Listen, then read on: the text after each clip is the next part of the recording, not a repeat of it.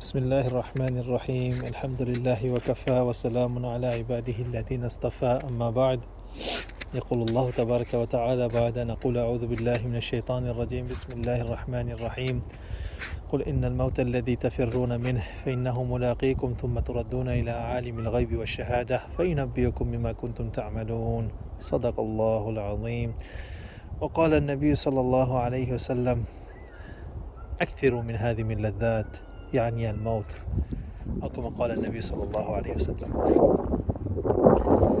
Assalamu alaikum wa rahmatullahi wa barakatuh to my brothers and sisters on this beautiful good Muslim page.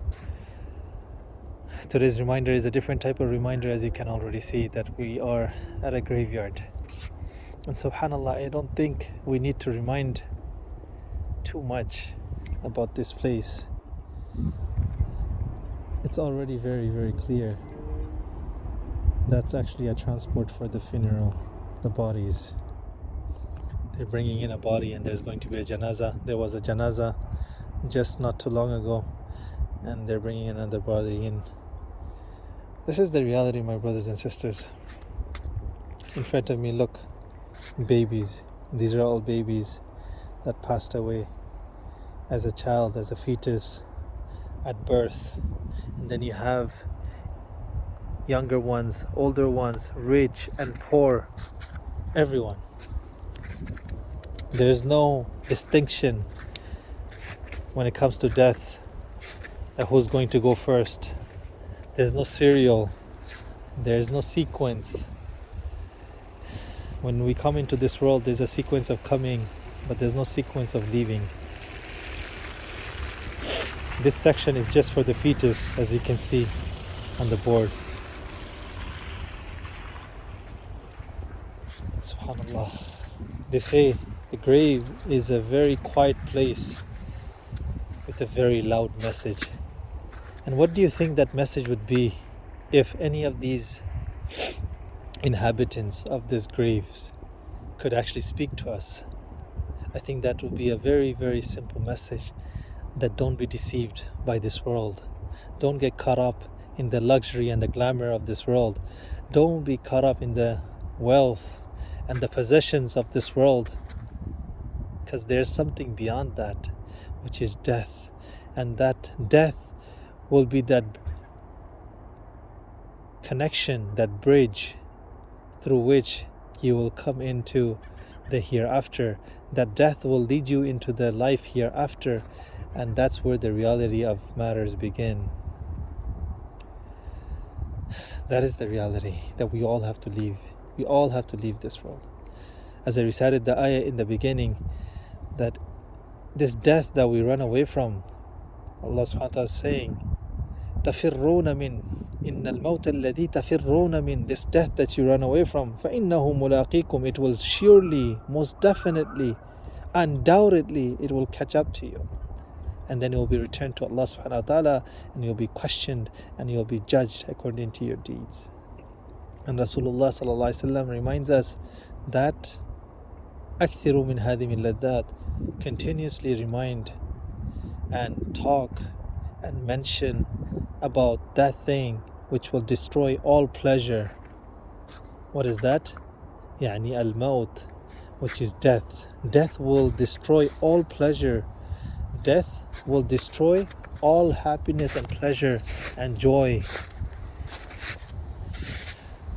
SubhanAllah, today we act and live in a way that we don't have to die. Many of these people laying out down here didn't know it was their time, and it just came and took them suddenly and took them unexpectedly. We all have to leave one day. The question is, how much have we prepared for this day? How much have we prepared for this ultimate day where we have to leave this world?